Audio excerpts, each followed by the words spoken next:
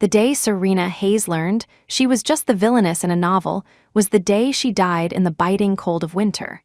Before she died, her brief 26 years flashed before her eyes like a spinning lantern. At 7, she met Simon Spencer for the first time and fell for the cool, refined boy who would become her childhood friend. At 15, she followed him around like a shadow, but he remained cold and distant. At 18, the Spencer family went bankrupt. Simon's parents committed suicide by jumping from a building, and the golden boy, once the envy of all, was crushed by a mountain of debt and fell from grace. Serena found Simon working in a bar to pay off his debts. She paid off everything for him and had him sign a sponsorship contract. "From now on, you're mine, you can never leave me." At 22, Simon made a spectacular comeback, rocketing to the top of the Forbes list of the world's richest people. But then, he suddenly fell in love with a poor but resilient intern named Aurora Lowe. He offered Serena 10 times the amount of his original debt to end their sordid relationship so he could be with Aurora. He kept raising his offer, but Serena refused to yield, rejecting him with a single sentence. "We agreed on a lifetime, not a second less." At 25, a heartbroken Aurora was forced to leave the country. Her plane crashed, and she was presumed dead, her body never found.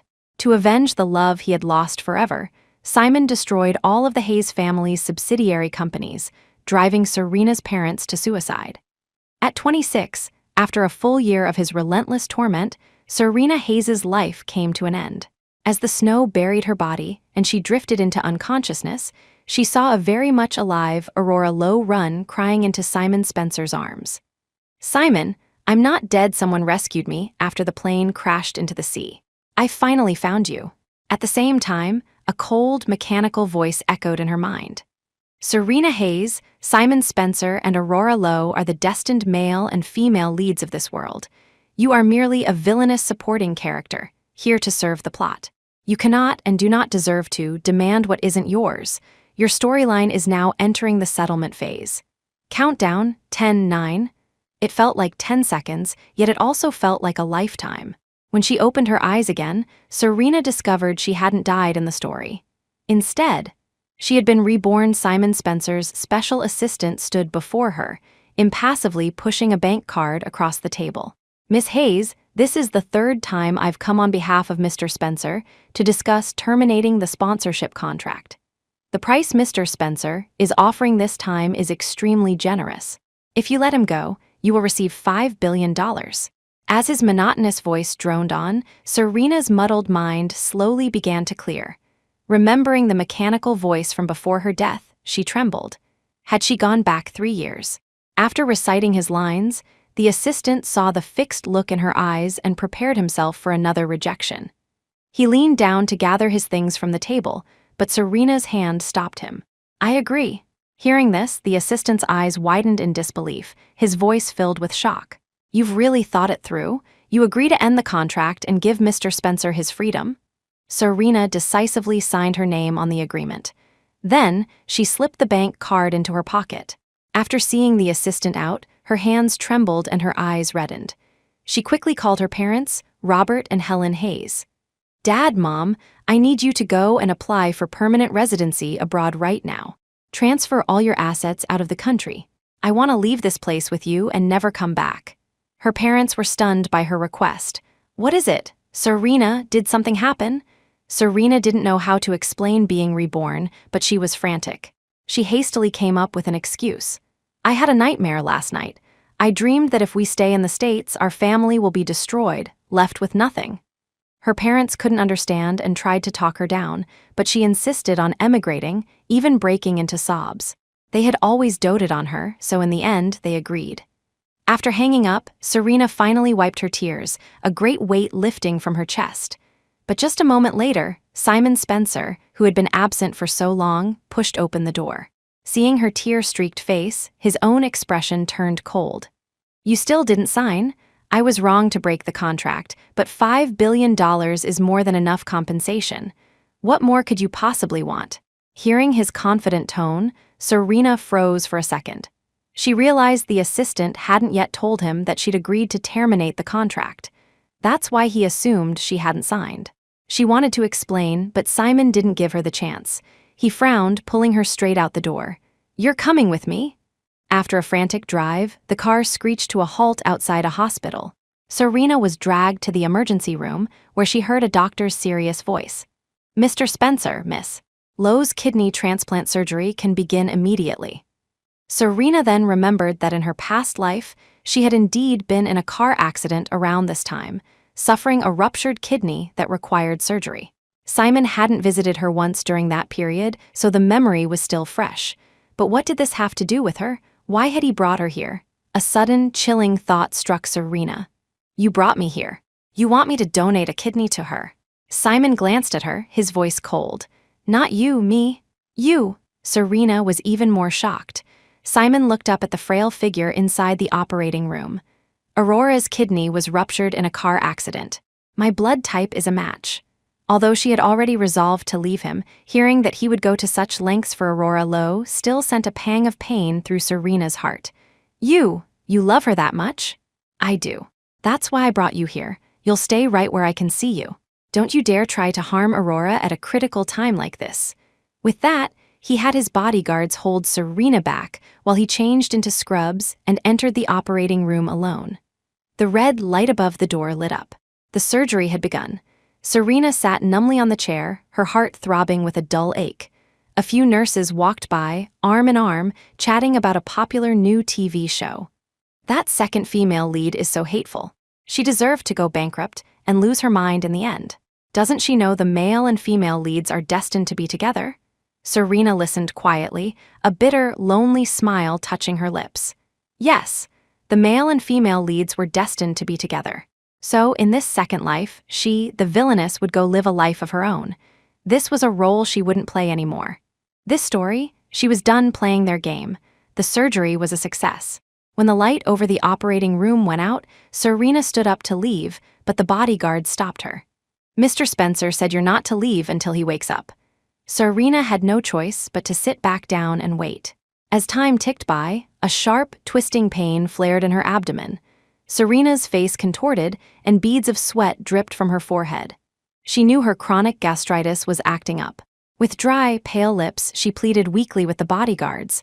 "I'm not feeling well. Could you get me some medicine for gastritis, or just a cup of hot water?" The bodyguards watched her suffering with blank expressions, their resolve firm. "No, Miss Hayes. No matter what happens to you, we cannot leave this spot. Those are Mr. Spencer's orders." For Aurora Lowe, he could just disregard her life. The words weighed on Serena's heart, making it hard to breathe. The pain was so intense she couldn't sit still and fell to the floor. All she could do was bite her lip and endure as her consciousness began to fade. When she opened her eyes again, she felt the cold floor beneath her. Seeing that she was awake, a bodyguard informed her matter-of-factly, "Mr. Spencer is awake, Miss Hayes. You can go and ask for his permission to leave now." A profound weakness permeated Serena's entire body. Her sweat-soaked clothes clung to her skin, spreading a damp chill. She forced herself to stand and dragged her exhausted body to the door of the hospital room, where she heard Aurora Lowe's soft voice. "Simon, you look so pale and weak, as if you're the one who's sick. By the way, have you found the kind person who donated their kidney to me? I want to thank them in person. I might not have woken up otherwise." The hand holding the spoon froze for a moment before Simon resumed his movements as if nothing had happened. He blew on the porridge and gently fed it to her, his voice incredibly tender. "It's nothing.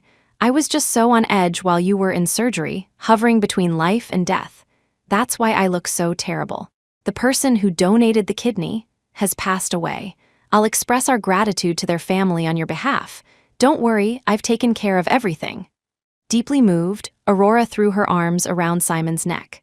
She must have pressed against his wound because his face paled several shades, but he gritted his teeth and continued to feed her. Aurora didn't notice.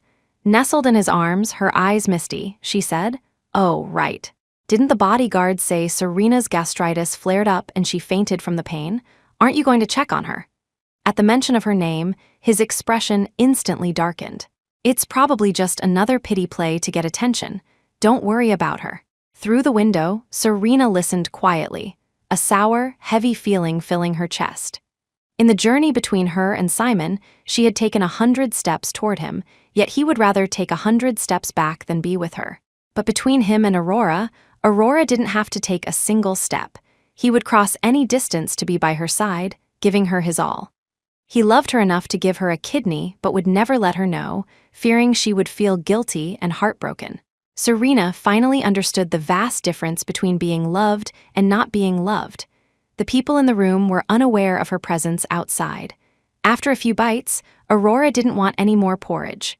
"This porridge doesn't taste good. It's too bland. I remember there was a congee shop near our university. I used to go there every morning. I haven't had it in so long, I kind of miss it." Seeing the nostalgia on her face, Simon immediately put down the bowl, stood up, and grabbed his car keys. "I'll go get it for you."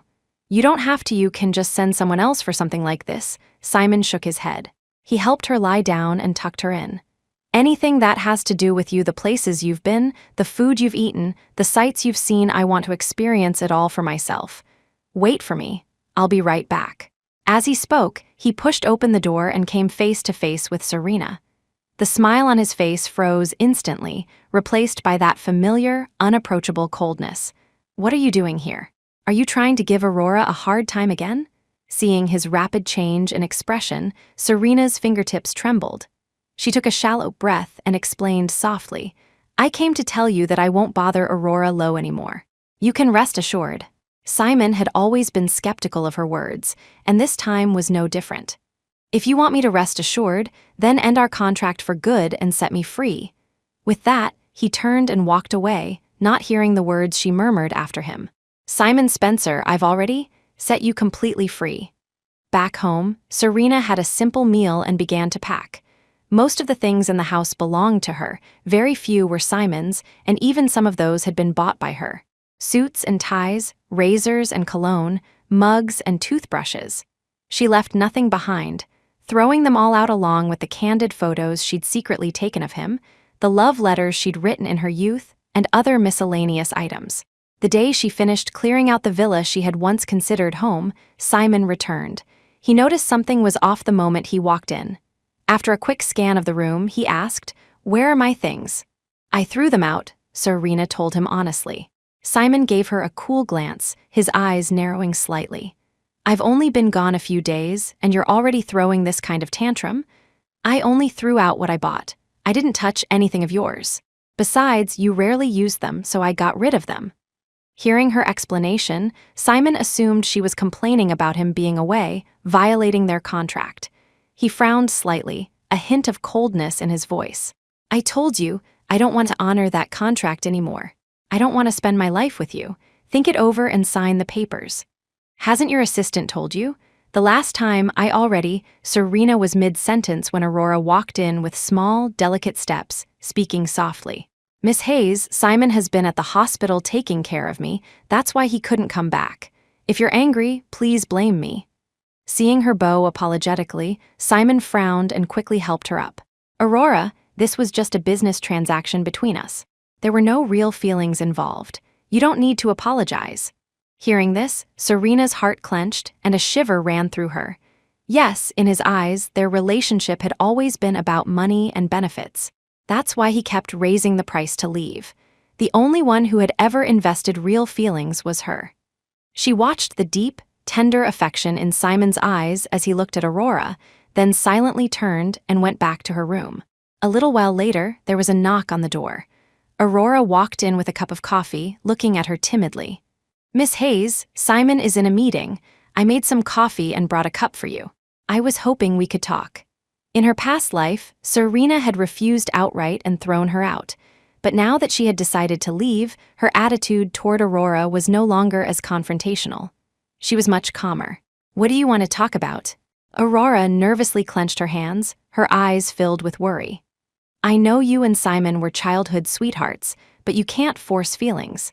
Tying him to your side with a piece of paper is just torture for him, and you'll never get the love you want. It will only end with both of you getting hurt. Is that really the outcome you want to see?" Serena's expression grew incredibly complex with each word. She looked steadily at Aurora and gave a silent, small smile. "On what grounds are you saying all this to me?" I just love Simon, same as you. I don't want to see him suffer like this. He doesn't love you.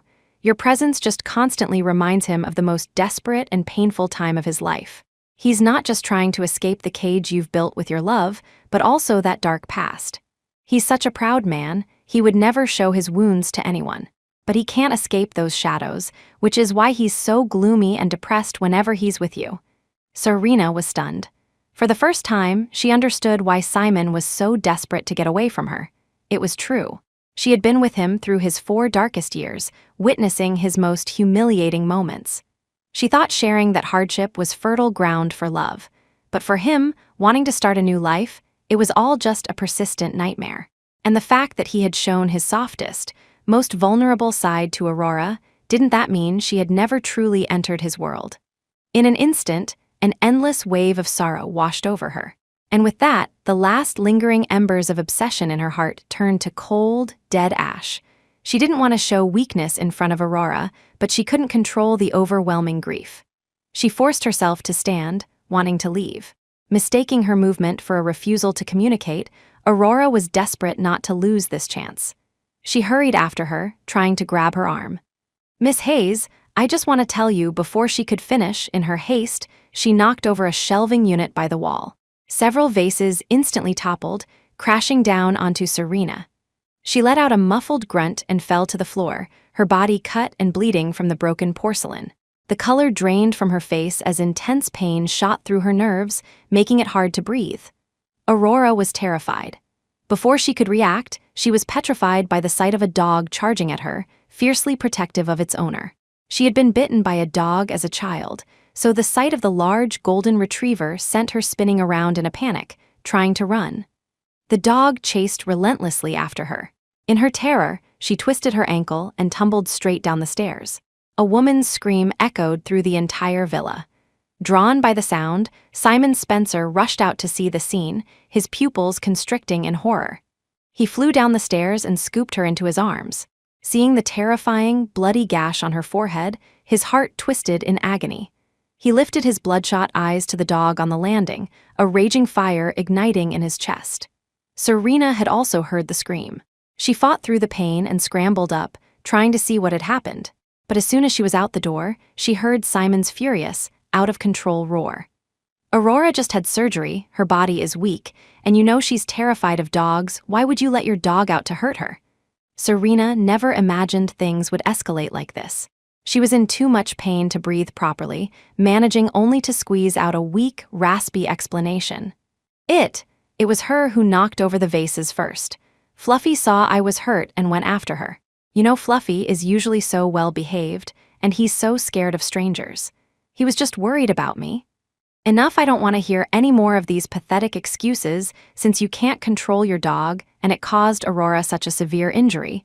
We'll put it down, that'll stop it from causing any more trouble. Simon refused to listen to her explanation. He immediately called for his bodyguards and ordered them to seize the dog. Seeing several burly men moving toward him, Fluffy instantly went on high alert. Hearing Simon's decree, a chill ran down Serena's spine. She instinctively tried to shield Fluffy in her arms, screaming and crying, begging them to spare him.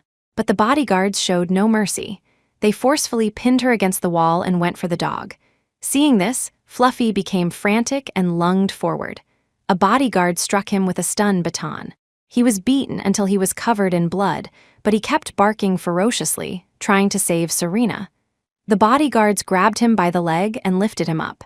He kicked with all his might, trying to break free. The bodyguard couldn't hold on, and his grip suddenly slipped. The next second, Fluffy fell from the second floor, landing onto the marble floor below. Fluffy, at that moment, Serena's world shattered. She stumbled down the stairs and gathered Fluffy in her arms, only to see the light slowly fading from his eyes. He nuzzled her hand one last time and closed his eyes. In that instant, Serena felt her heart break. The pain was unbearable. She cradled his cooling body, her face streaming with tears, and looked at Simon, her voice filled with endless despair. "Hate me if you want, but why did you have to be so cruel? Why did you have to kill him? He didn't do anything wrong." But at that moment, Simon only had eyes for the unconscious Aurora. He shot Serena a cold look. He did nothing wrong. Because everything is your fault, do you think you can escape punishment just because he died for you? I'm telling you, I will not let Aurora suffer for nothing. With that, Simon gave a few orders to his bodyguards. The sound of an approaching ambulance grew louder. He had no time for anything else. He picked up Aurora and left. Fluffy's mangled leg dangled in Serena's hand. Watching Simon's retreating back, she could no longer hold back her sobs, which turned into heart-wrenching wails. Simon Spencer, when you were cornered in that alley by debt collectors, Fluffy saved you. Those men beat and tortured him, breaking his leg. That's why he became so afraid of strangers. He loved you so much. He stayed by your side when you were at your lowest, sat with you through so many long nights, waiting every day for you to come home. Why? Why were you so cruel? Her every word was a cry of blood and sorrow. But Simon didn't stop for a second. The only response she received was the cold, hard voice of a bodyguard. Miss Hayes, Mr. Spencer said that for letting your dog attack someone, you are to be sent to the walk-in freezer to reflect on your actions. With that, 3 men dragged her away and threw her into the freezer. Serena clutched Fluffy's body tightly, her bloodshot eyes empty and numb. A biting chill washed over her, seeping into her bones with a damp, insidious cold. She shivered uncontrollably as condensation formed frost on her body, her skin turning as white as snow. Time ticked by. Her heartbeat grew slower and slower until she finally passed out. She didn't know how much time had passed, but when Serena woke up, she found herself in a hospital. A doctor was adjusting her IV drip, his tone grave. How did you get yourself locked in a walk-in freezer? If you had been found 2 minutes later, you would have frozen to death. Hearing the words, frozen to death, the bone-deep chill surged through Serena's body again, as if it had never left. She remembered her past life. After Simon had hit her with his car, shattering her internal organs, she had been left to die in the snow, freezing to death. Now, in this new life, she had nearly died the same way again. So, was it that as long as she loved Simon Spencer, or was even near him, she would be endlessly drawn toward death, dragging everything she cared about down with her?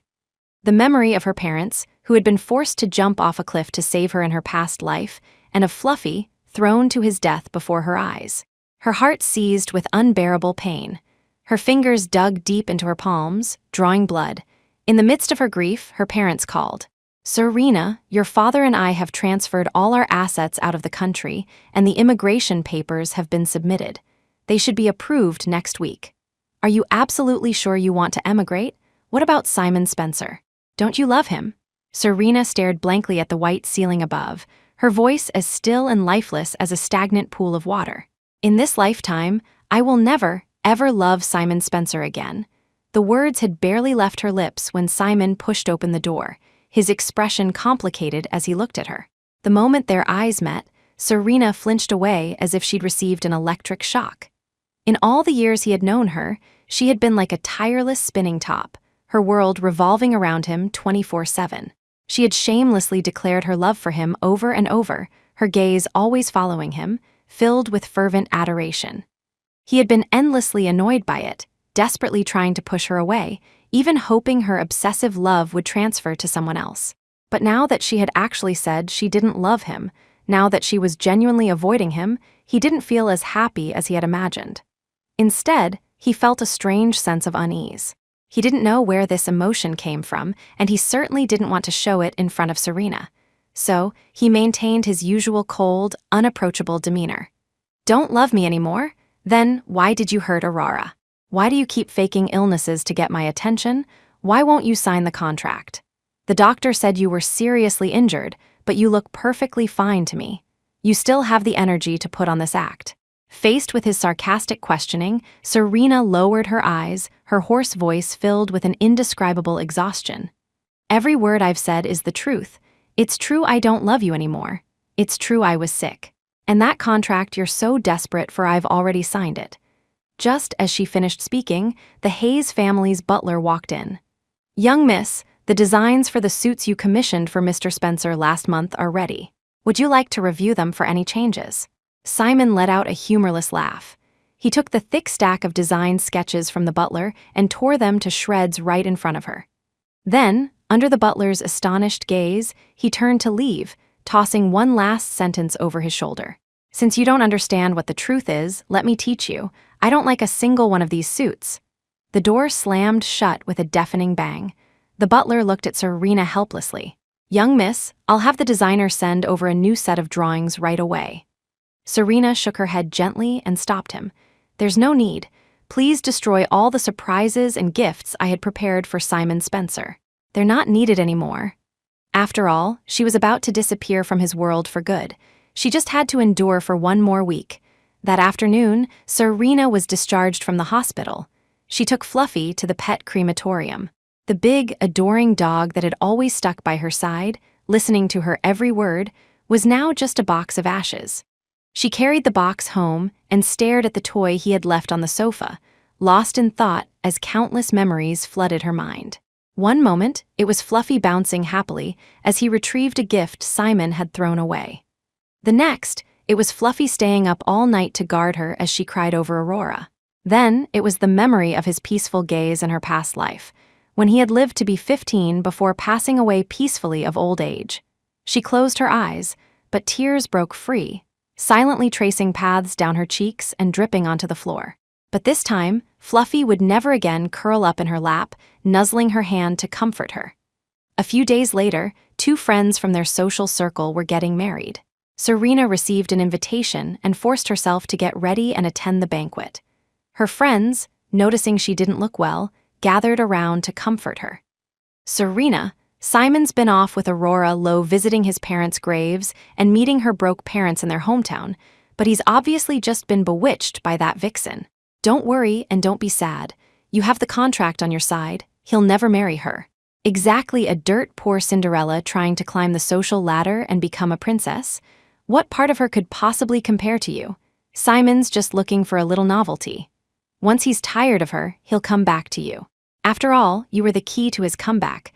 Serena knew they were just trying to stand up for her. But in this life, she understood that Simon's love for Aurora was an unbreakable fortress. She had no desire to run into that wall again, nor did she want her friends to suffer because of her. She told them her intentions, her voice serious. "My contract with Simon is over. Who he loves or marries from now on has nothing to do with me, and you shouldn't talk about Aurora Lowe like that anymore. She is Simon's destined leading lady. No one can change that."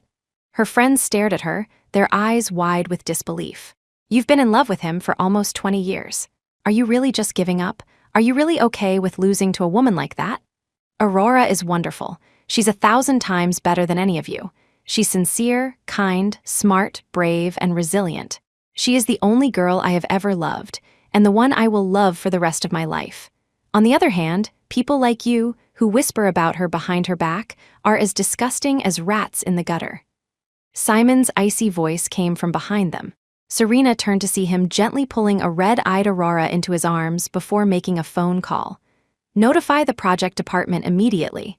Terminate all project collaborations with the Cooper, Smith, Ford, and Sterling families." Hearing this, everyone's face changed, and they stared at him in shock. "We didn't even say anything that bad. Are you really going to throw away all these business deals just for Aurora Lowe? Is she really worth all this fuss?"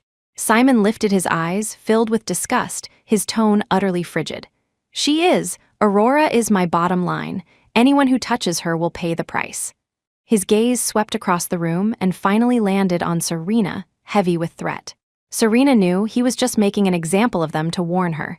She gritted her teeth, trying to speak up for her friends. "Do you have to do this?" Simon's tone was terrifyingly cold. "Yes. Anyone who slanders Aurora will face the consequences." After what she'd been through in her past life, she knew he meant it. She couldn't fight him head-on anymore. She led her friends away. Soon, the wedding ceremony began. Even from a distance, whenever Serena glanced at the neighboring table, she could see every move Simon and Aurora made. He would take off his jacket and drape it over her shoulders, peel shrimp for her, and block any toasts that came her way. Only with Aurora did Simon shed his icy exterior and become so gentle, meticulous, and patient. The heart Serena had failed to warm in over a decade had melted into putty in Aurora's hands. Lost in thought, she realized the wedding had reached the final bouquet toss. Aurora had only to cast an envious glance at the bride's bouquet, and Simon was pulling her into the crowd. Serena sat silently in her seat, watching as he used his height to snatch the bouquet from dozens of outstretched hands. After catching it, he straightened his suit, got down on one knee, and solemnly presented it to Aurora. There was no ring, it wasn't a proposal. But Serena knew he was using this gesture to make a silent declaration to Aurora and everyone present. He, Simon Spencer, had chosen Aurora Lowe. He would marry no one else in this lifetime. In an instant, all eyes in the room turned to Serena. Faced with looks of pity, sympathy, and ridicule, Serena raised her hand and began to clap. She said she sincerely hoped Simon would get everything he ever wanted. That way, she could finally fly away and live a peaceful life. After the wedding, Serena was about to head home when she ran into Simon downstairs. The moment their eyes met, she looked away and tried to walk around him, but he called out to her. "Have you still not decided about ending the contract, or are you not satisfied with the price? You can just name your number, over and over again." Serena had lost all desire to explain herself to him. She looked down, her voice flat and devoid of any emotion. "I'd like to ask you something, too. In your eyes, can I, along with the decade plus of history between us, really be settled with a sum of money? If I take your money, does that mean we draw a line and we never have to see each other again for the rest of our lives? Is that it?" Her words left Simon speechless. He stared at her, a complex, unreadable emotion slowly surfacing in his eyes. He wanted to tell her that he just wanted to end their unnatural relationship, not sever all ties with her. But then he saw Aurora emerge from the restroom, and the words died on his lips. He said only one word, but its meaning was completely different. "Yes." Hearing him admit it with her own ears, Serena's already numb heart felt a dull, oppressive weight. But she quickly composed herself. Watching him take Aurora's hand, their fingers intertwining, she gave a slight nod. "I understand. Don't worry, I'll give you what you want. In 5 days, you'll have everything you've ever wanted." 5 days? What 5 days? Simon frowned, about to ask, but she had already turned and walked away. When Aurora complained that she was hungry, he quickly put Serena's words out of his mind. Back home, Serena liquidated the last of her assets. Jewelry, designer bags, villas, sports cars, she sold everything for cash. A heavy storm broke that night. Serena was packing her suitcases when she heard a frantic knocking at the door. She opened it to find Aurora, drenched to the bone, kneeling before her in tears. "Miss Hayes, Simon collapsed today and was rushed to the emergency room. But because I'm not his legal next of kin, I couldn't sign the consent forms for his treatment. I had to track down his aunt abroad, and he almost missed the critical window for rescue. He's in the ICU right now. You know his parents are gone, and he has no other close relatives. I'm begging you, please, end the contract. Set him free. I want to be his wife. I don't want to be helpless in a crisis like this, just watching him wait to die." Faced with her pleas, Serena remembered a similar incident from her past life when Simon had fallen gravely ill. As soon as she had found out, she had transferred him to the best private hospital and brought in all the top medical experts in the city. That was the only reason he had pulled through without major complications. Afterward, she had nursed him day and night, barely sleeping, until she was too exhausted to stand straight. But when Simon woke up, he had flown into a rage and thrown her out simply because she had snapped at Aurora in her panic. So this time, she didn't bother inviting the humiliation. She simply pretended she didn't know.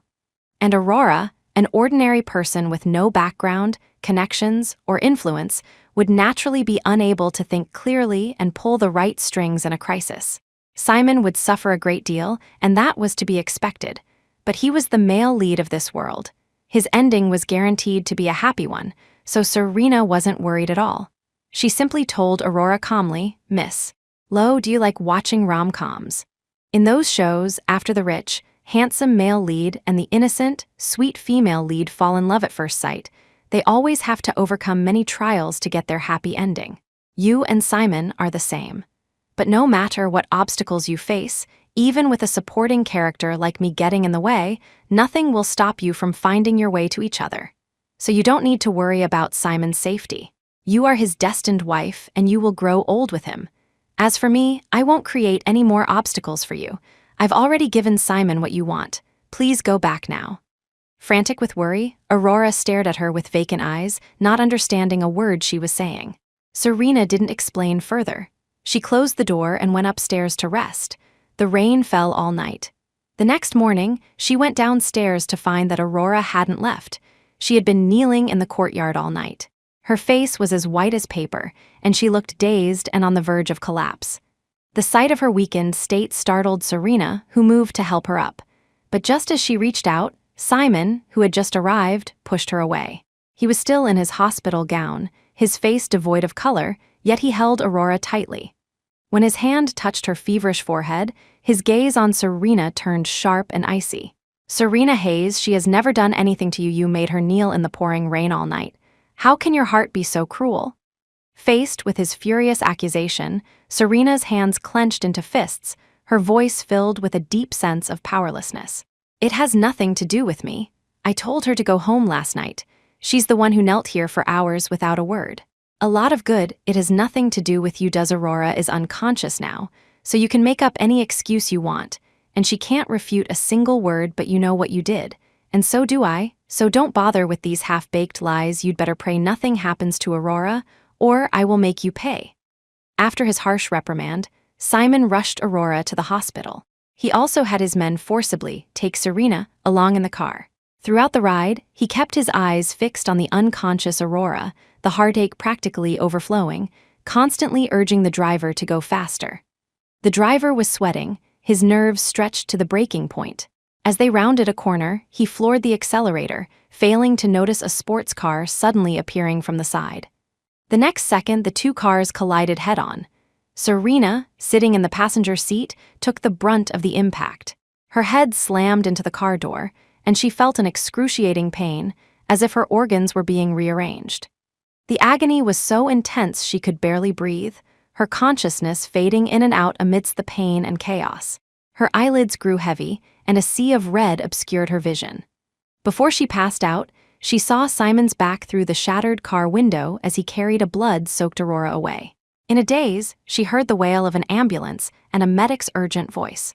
"This patient has a damaged artery and needs immediate surgery, or her life could be in danger. Sir, are you sure you want us to treat the patient with the high fever first? She has no life-threatening injuries and can be treated later without any risk." Simon's voice, muffled by the door, reached Serena's ears, the last thing she heard before losing consciousness. "I only want Aurora to be safe no matter how badly Serena is hurt. You must save Aurora first. I don't care if anyone else lives or dies." After struggling out of a long nightmare, Serena woke up to see her parents, their faces streaked with tears. "Serena, the doctor said you almost didn't make it. Your father and I were so scared, we nearly had heart attacks." "Thank God you're okay." The relief of surviving washed over Serena, and she too began to cry. The family of three held each other and cried for a long time before her parents composed themselves and gently wiped away her tears. "You're so badly injured this time. Should we postpone going abroad for a month?" Remembering everything that had happened since her rebirth, Serena was still shaken. She shook her head firmly, her resolve unshakable. "No postponement.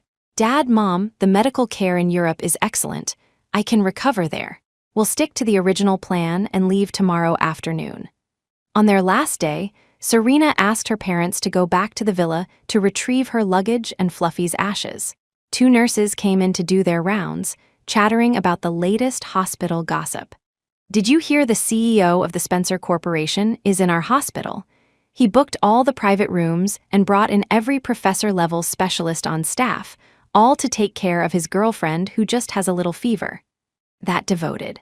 It's like something out of a rom-com series. Who is this girl? Do you know who she is to make the great Simon Spencer, the man who runs this city, so smitten? The other nurse shook her head, then her eyes lit up as she remembered something and turned to Serena. "You were brought in with that girl. Do you know her? Is she the daughter of some prominent family?" Serena's eyelashes fluttered. She lowered her gaze, her voice faint. "I don't know her. Maybe, like you said, she's the heroine of a rom-com. How would an NPC supporting character like me know?" The nurses seemed to agree. They took the pillow from her and left, still chatting amongst themselves. The room fell silent. Serena picked up her phone and silently deleted all of Simon's contact information. After she was done, her parents called to say they were almost at the hospital. A nursing aide helped her into a wheelchair and pushed her out of the room. The moment the elevator doors opened, Serena saw Simon's assistant. He gave a slight nod in greeting, holding up a file folder. His tone was distant and polite. "Miss Hayes, after you signed the papers last time, I was sent on a business trip for half a month. I haven't had a chance to submit this agreement yet. Rest assured, I'll hand it over to Mr. Spencer now." Just as Serena was about to speak, she heard Simon's voice from behind her. She turned and met his gaze, as cold as ice. "How many times has it been? She still won't sign." The assistant froze, about to speak, but Serena cut him off. "See for yourself." As she spoke, she took the folder from the assistant's hands and personally handed it to Simon. Seeing her expressionless face and the assistant's hesitant look, a flicker of suspicion crossed Simon's eyes. He was about to open the contract when his phone rang. "Simon, where did you go? The nurse said it's time for your checkup. Come back." The half-opened page was abruptly closed. Simon shoved the folder back into the assistant's hands. "Don't bother. I know she didn't sign. Next time, draw up a new contract. Raise the price to 30 times the original amount." After giving his orders, he turned his gaze back to Serena, his tone heavy and rushed. "This is the 4th time I've raised the offer. I hope this time you won't disappoint me." With that, he turned and strode toward the VIP wing. The assistant looked at Serena, completely baffled. "Miss Hayes, this?" Serena heard Aurora's voice on the phone and knew he was rushing off to be with his beloved. She watched his retreating back and smiled, a smile of genuine relief. "Except for Aurora Lowe, nothing else in this world matters to him. As for me setting him free, you can tell him the next time he's in the mood to listen." With a ding, the elevator doors opened. Her parents walked over with smiles, draped a coat over her shoulders, and pushed her out of the hospital and toward the airport. Outside, the sun was shining brightly. Serena raised her hand to catch the warm sunlight, and the chill that had settled deep within her finally began to dissipate. Before boarding, she took out the 3 plane tickets and smiled at her parents. "Dad, Mom, let's forget the past and start a new life. This time, I don't want to be a supporting character anymore. I'm going to be the one and only, irreplaceable protagonist of my own life."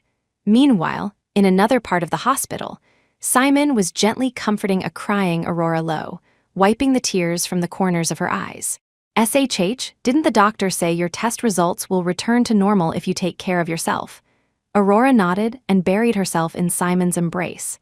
She looked up at him, her eyes shimmering with tears. "I will, Simon. I'll take good care of you and help you get better quickly."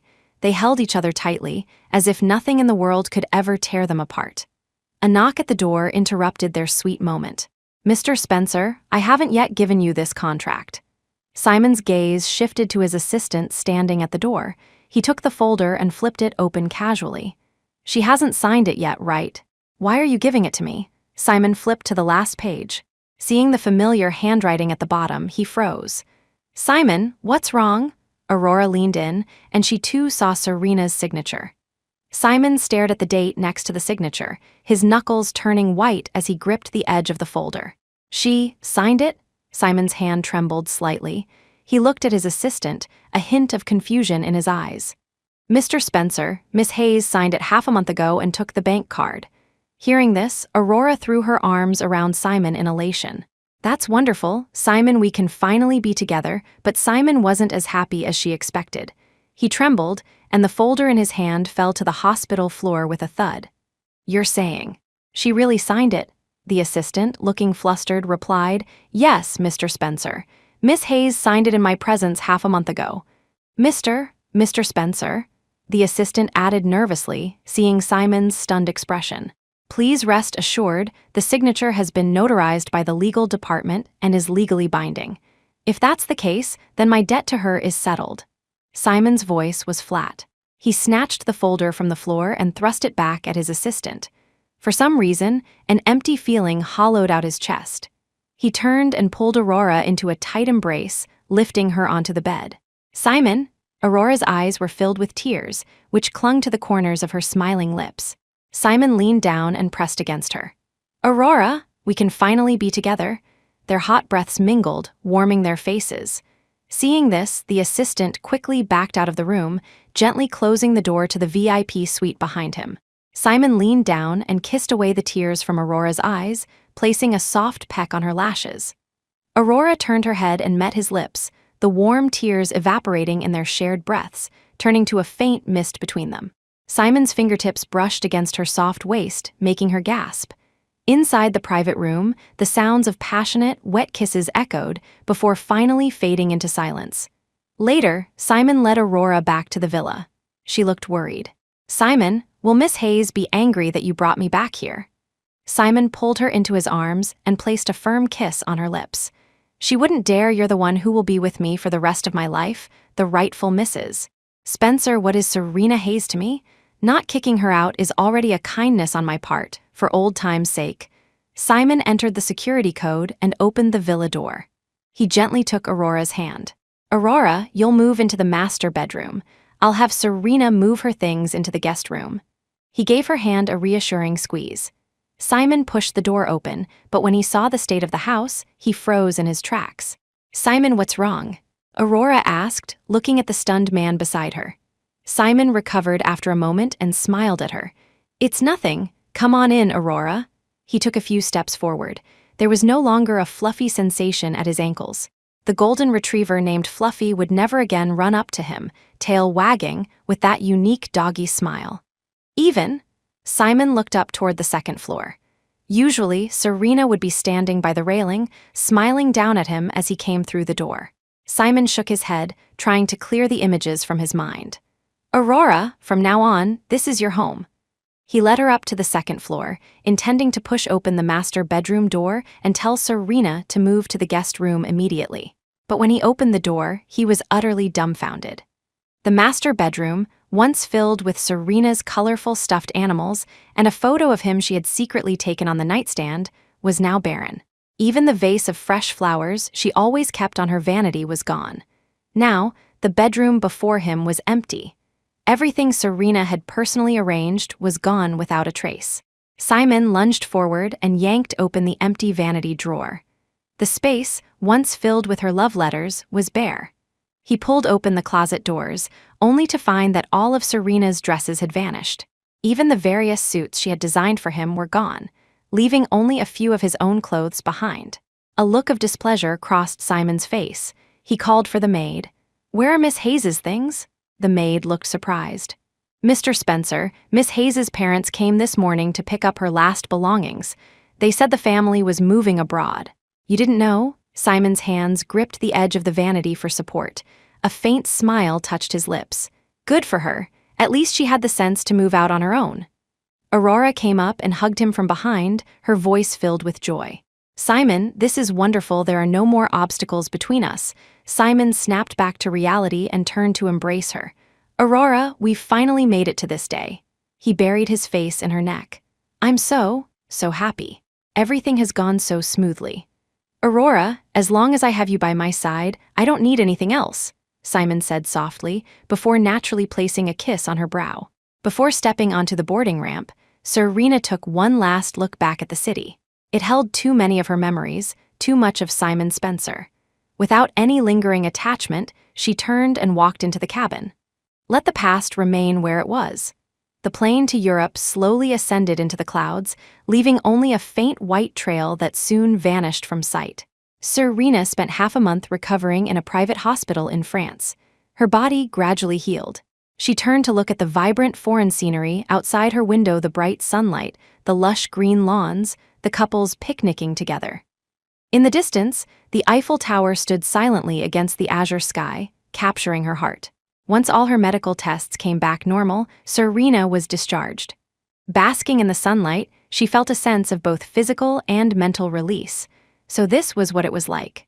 She really could leave everything behind, no longer heartbroken by Simon's coldness, no longer tormented by Aurora's presence.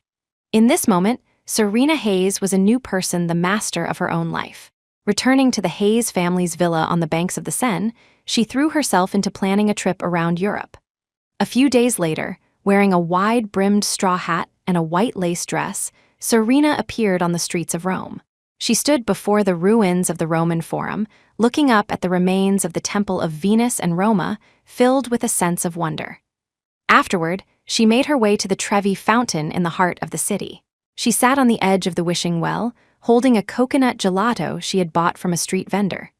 She watched the tourists and locals pass by, quietly savoring her own Roman holiday. A man dressed in white pants and a white shirt approached her, removing the sunglasses from his face as he stopped in front of her. Serena looked up. The man was handsome, with deep-set features and eyes as blue as the flowing sea. Thinking she was blocking his view, she started to get up, but he gently took her wrist. "Miss Hayes, don't you recognize me?" The man's smile was bright and refreshing, and under the warm Roman sun, it made her heart beat a little faster. Beauty is a dangerous thing. Serena chided herself for her instant attraction. She offered a radiant smile. "And you are?" The man shrugged and smiled back. "Miss Hayes, I was your attending physician at the private hospital in Paris." Seeing her blank stare, he raised a hand to cover the lower half of his face. "Is it easier to recognize me now?" The man's face gradually merged with the image of the doctor in the wide white mask from the hospital. Realization dawned on her. "I'm so sorry, Dr. Dubois, I didn't recognize you without your mask." Alan Dubois smiled. "If you're truly sorry, Miss Hayes, would you do me the honor of exploring Rome with me?" Since she had been the one to be impolite, Serena nodded and began to stroll through the streets of Rome with Alan Dubois. "Dr. Dubois, are you in Rome on vacation as well?" Alan nodded. "After you were discharged, the hospital gave me some time off. I thought I'd travel around Europe for a bit, and I happened to run into you." Alan's fresh smile was particularly dazzling under the Roman sun. Serena felt a little dizzy from his smile. "You're too kind, Dr. Dubois. Please just call me Serena." Alan replied in kind. "Then please, Serena, call me Alan." The Roman sky was a flawless blue. The two walked to the Spanish Steps. As they sat side by side on the stone stairs, enjoying the breeze, Alan suddenly asked, "Serena, can you tell me why you came to Europe?" Seeing her silence, Alan quickly waved his hands. "I'm sorry, Serena. I didn't mean to pry. I was just wondering why you insisted on coming all the way from the States to Paris for treatment when you were so seriously injured." Alan paused. "I was once sent to the US for an academic conference. The medical standards there are no less advanced than in France, and your injuries weren't untreatable." Serena cut him off. "Because I went through something terrible back home. I was hovering on the brink of life and death, and my family was almost destroyed." Alan looked apologetic. "I'm sorry, I didn't know all that." Serena looked into Alan's clear blue eyes. "It's all right, Alan. A lot of things are in the past. All you have to do is let them go and embrace a new life." Alan's eyes reflected Serena's relieved, gentle smile. A breeze swept through her loose hair, softly brushing against his nose. A ripple spread through Alan's heart. He quickly looked down to hide his unease. "Serena," Alan extended his hand toward her, "I'd like to take back my previous invitation. I don't just want to ask you to explore Rome with me. If possible, could I invite you to spend the rest of my vacation with me?" Serena's heart stirred. She placed her hand in his. "I would be honored to accept your invitation, Mr. Dubois." A smile spread across Alan's face. "I know a great cafe nearby." The two of them walked side by side into a cafe where the gentle sound of a piano filled the air. Serena stopped to admire the various paintings hanging on the walls, her heart filled with admiration. Alan stood beside her, thoughtfully explaining, "This is the oldest cafe in Rome. Famous Italian sculptors, writers, and even musicians have been frequent patrons." They both sat down, and a waiter in a tuxedo took their order in English. Serena ordered a black tea, while Alan ordered a latte and a croissant. As Serena admired the cafe's decor, Alan pushed the fragrant croissant toward her. "Try it," he said with a gentle smile. Serena bit into the crisp, soft croissant. A rich, creamy flavor invaded her taste buds, and as she chewed, a faint citrus aroma lingered in her mouth. "It's delicious." Serena put down the croissant, her head bowed, as large tears began to fall onto the table. Alan was suddenly at a loss. He got up, walked over to her, and gently pulled her into his arms. "Serena, what's wrong?" he asked, softly comforting her while patting her back. I used to have a dog named Fluffy." Serena tried desperately to suppress her sobs, but the tears continued to stream down her face. "He was badly beaten, and trying to protect me, he accidentally fell from the second floor." Alan rested her head gently on his shoulder, letting her tears soak his shirt. Back home, whenever I bought croissants, Fluffy would rest his head on my lap and watch me eat with wide eyes. Serena suddenly laughed through her tears. You know, sometimes he would drool so much it would soak a big patch on my pants. Alan gently stroked her back, comforting her. I understand the pain of losing a pet, and I have no right to tell you to forget all this. But, Alan's gentle voice seemed to hold a magical quality. If you miss him, you can come to my house. I have a dog too, maybe he can comfort you. Serena hastily wiped away her tears. Really? Thank you, Alan. Alan knelt down in front of her, his blue eyes like a gentle ocean. It's true. He's a Bernese mountain dog named Dudu. Hearing the name Dudu, Serena couldn't help but laugh. Who would have thought that the elegant and handsome Dr. Dubois would be at home calling out Dudu, Dudu every day? Alan's fingertips wiped away the tears from the corners of her eyes, a shimmer in his gaze. Do you know why I suddenly called out to you at the wishing fountain? Serena shook her head repeatedly. Alan looked at her with a gentle smile. You were wearing a white dress, soft sandals, and the ribbons on your wide-brimmed hat were fluttering in the wind. Your gaze wasn't on me at all, you were just watching the people on the street. The smile in Alan's eyes deepened. I was thinking, this person looks like Audrey Hepburn from a black and white film. So gentle, so beautiful. The heart in Serena's chest began to pound, the sound so loud it drowned out everything around them, leaving only her and the gentle Alan before her. So, I walked toward you, and I recognized you. It was my own selfish desire that made me invite you to join me in Rome. But then, I got greedier. I hoped you would accompany me for my entire vacation in Europe. Alan's handsome face drew closer and closer, and Serena's mind went blank. A cool sensation touched her cheek as Alan's lips gently landed on her right cheek, a brief, light touch. I'm sorry, Alan said with a slightly apologetic smile. But thankfully, you're not crying anymore. Inside the city's largest amusement park, Simon Spencer held Aurora Lowe's hand, looking at her with a helpless smile. Simon, look. A brilliant smile bloomed on Aurora's face as she pointed to a costumed character, a pink fox, posing for photos with tourists. Simon watched her with a doting smile, letting her drag him over for a picture with the character. Simon, look. Aurora held up the instant photo in front of his face, excitedly showing it to him. Simon froze. The image of another person slowly superimposed itself over Aurora in his mind. Not long after signing the contract, Simon had been forced to accompany Serena on a date to this very amusement park. Serena had enthusiastically pulled him to take photos with the park's characters. She had shown him the instant photo with a joyful face, only for him to knock it out of her hand and onto the ground. Serena, I didn't know you were so childish. At the time, Simon had simply dropped that cold remark and walked away. But later, he had seen that photo in a frame. Serena was holding his hand, smiling radiantly. He only then realized that after he had walked away, Serena had knelt on the ground, carefully picked up the dirt-stained photo, and treasured it ever since. A pang of pain shot through Simon's heart. Aurora, noticing his expression change, quickly hugged him. Simon, what's wrong? Simon snapped out of his memory and quickly comforted the worried person before him. Aurora, I'm fine. It's just a little hot. Seeing that Simon was okay, Aurora gave a mischievous smile and pointed to a distant attraction called the Ghost Manor. Simon, want to give it a try? Simon tapped her forehead. You and your mischief. He walked with Aurora into the Ghost Manor, and they were swallowed by the darkness. As they moved forward, terrifying animatronics and traps sprang out at them. Aurora screamed and threw herself into Simon's arms, trembling. Simon! Aurora clutched his shirt, pressing herself tightly against him as they moved. She didn't notice Simon's fingers curling slightly, his palm cold and clammy. Simon forced himself to endure his inner terror. Ever since his parents had jumped to their deaths while he was asleep, Simon had developed a deep fear of the night and the dark. Serena knew about this hidden trauma. Whenever night fell, she would always leave a warm lamp on for him. Even though Serena wasn't afraid of ghosts, out of consideration for him, she had never suggested going to a haunted house or any similar place. If it were Serena, she would never have brought him to a haunted house. The thought suddenly surfaced in Simon's mind. He was startled and quickly pushed it away. Aurora, Simon squeezed her hand, let's leave. Thoroughly frightened, Aurora nodded repeatedly.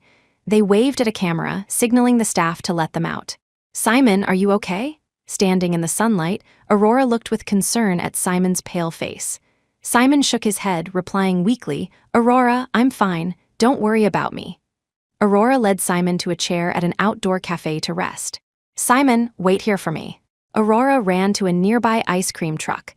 A moment later, she handed him a chocolate ice cream. "Simon, are you feeling a bit of heat stroke?" Aurora held the ice cream to his lips, watching him with concern. Simon had no choice but to take it and eat it slowly. In reality, after his family went bankrupt and his parents died, he had worked day and night to pay off his debts. He was a waiter during the day and a security guard at a bar at night. Under the extreme poverty and exhaustion, he would often come home and collapse into sleep, sometimes going a whole day without eating. Over time, Simon developed a severe stomach condition. Only Serena knew about this. Because of it, she never let him touch any cold or raw food, and there was always a pot of nourishing, stomach-friendly soup simmering at home. If it were Serena, she would have snatched the ice cream from his hand right now and scolded him angrily. A sense of melancholy washed over Simon. "Simon," Aurora's hand touched his forehead. "Are you not feeling well? Simon, what's wrong?" Simon handed the ice cream back to Aurora. "I'm sorry, Aurora, I really can't eat this." Aurora frowned. "Simon, what's wrong with you? Are you hiding something from me?" Seeing the worry on his lover's face, he shook his head. How could Simon explain? How could he possibly make it clear? That dark period of his life, the one he most wanted to escape, had left an indelible mark on his body and soul. And along with it, Serena, the person he was desperately trying to run from, kept appearing in his mind, impossible to completely forget. Simon looked at Aurora with an apologetic expression. "Aurora, I'm sorry I ruined your fun." Aurora shook her head repeatedly, placing her hand over Simon's lips. "It's okay, Simon. We can always go again." Simon's expression softened instantly, and he pulled Aurora into his arms. "Aurora, you're so good to me." Aurora smiled. "If I'm not good to you, who will be?" The image of another person flashed in Simon's mind. He quickly pushed it away. He hugged Aurora tighter. "Yes, besides you, who else would be this good to me?" Simon used these words to try and calm his turbulent heart. Aurora turned off the lights, and they fell asleep in each other's arms. But Simon's sleep was far from peaceful. He dreamed over and over of the Spencer Corporation's bankruptcy, of his parents jumping to their deaths while he slept. He sold the family villa, sold everything of value, and rented a bed in a dilapidated room shared by a dozen people. His life a three-point line between the restaurant, the bar, and the rental room. He developed a severe stomach condition and often woke up in the middle of the night startled. The roommates, woken by his cries in the foul-smelling room, would curse at him, and he could only apologize profusely. The weight of his debt was suffocating. Simon thought this hellish life would never end. Until that day in the bar when he pulled apart a drunken, brawling rich kid. The rich kid, drunk and angry, threw a glass of liquor all over him. "Who the hell do you think you are, touching me with your filthy hands?" Simon's hands at his sides clenched into tight fists, but his face remained humble. I'm sorry, please don't cause a scene in the bar." The rich kid, displeased, raised his hand to hit him, but was blocked by a petite figure. "You lay a hand on him and see what happens," the small girl erupted with astonishing force, stunning the rich kid. She waved over several bodyguards, who dragged the rich kid out. The girl turned, draped a coat over his shoulders, and smiled sweetly. "Simon, I've paid off all your debts. You don't have to live like this anymore." Against the colorful lights of the bar, Serena Hayes looked like a real-life heroine descending to save him. "From now on, you're mine. You can never leave me." Then came the little moments of his life with Serena. He saw her love as a cage and desperately pushed her away. "Mr. Spencer, I'm Aurora Lowe, here to apply for the secretary position." Just like the main characters in a romance novel, the moment Simon saw Aurora, he was deeply captivated by her. Simon had once questioned the inexplicably powerful feelings he had for Aurora, but could find no reason for them. So he chalked it up to love at first sight. He fell desperately in love with Aurora, willing to go through fire and water for her. He certainly wouldn't hesitate to donate one of his own kidneys for her. Everything felt as if it had been scripted. They were irresistibly drawn to each other. The heroine, who had saved him from the darkness, gradually became the object of his resentment. He hated the contract she had made him sign, hated her suffocating love, and hated how she stood between him and Aurora, preventing them from loving each other freely. In his dream, he seemed to be floating in the air, seeing everything unfold below. He saw Serena in the hospital corridor, clutching her stomach in pain, begging the indifferent bodyguards for medicine, only to be denied and collapse onto the cold floor. He saw Serena, after hearing Aurora's words, backing away and being hit by falling vases, bleeding all over. He saw the usually quiet Fluffy rushing to her side, causing Aurora to stumble back and twist her ankle. He saw Serena, holding Fluffy's cold body, being thrown into a freezer by his bodyguards, frost forming in her hair as she clutched the small dog's corpse. He saw Serena patiently trying to reason with Aurora before closing the door, only for Aurora to kneel outside all night. Unaware, he had blamed Serena, and after the car crash, he had cruelly abandoned the dying Serena, who had almost lost her life. And then he saw a thin Serena standing on the boarding ramp, turning away without a trace of longing. Before she left, her lips moved as if she were saying to someone in the distance, "Goodbye, Simon Spencer." Simon woke up in a cold sweat, his face pale, his pajamas soaked through. Aurora, startled awake beside him, fumbled to turn on the bedside lamp. "Simon, Simon, are you not feeling well?" Aurora looked at Simon, his face drained of color and panicked. She quickly woke the maid and called for an ambulance. Simon was carried into the ambulance by paramedics. The sirens seemed to pierce his eardrums. Aurora was crying hysterically while the paramedics performed a basic checkup. "So noisy," Simon frowned. He forced his eyes open, only to see Aurora's tear-streaked face. For some reason, seeing his lover's frantic expression at that moment only filled him with annoyance. "This is wrong. This is wrong," Simon muttered. "Simon, Simon, what's wrong? Tell me," Aurora pleaded, tears rolling down her chin and dripping onto Simon's face. A cold, mechanical voice echoed in Simon's mind. "Warning, warning. Male lead is about to deviate from the plot. Requesting reinforced control. Requesting reinforced control." The glaring red light of the emergency room flashed before Simon's eyes, and he felt a wave of dizziness. What male lead? What plot? Control who? Simon was pushed into the emergency room, the cold white doors separating him from Aurora outside. He had clearly seen Aurora's devastated face. "Serena?" Before he lost consciousness completely, Simon's faint whisper went unheard by anyone. A few hours later, Simon opened his eyes to the stark white ceiling of a hospital room. Simon, Aurora, who had been waiting by his bedside, saw him open his eyes and threw herself into his arms. "Aurora." Simon weakly wrapped his arms around the crying woman, gently comforting her. "Simon, you're finally awake." Aurora lifted her tear-stained face, looking at Simon with deep concern.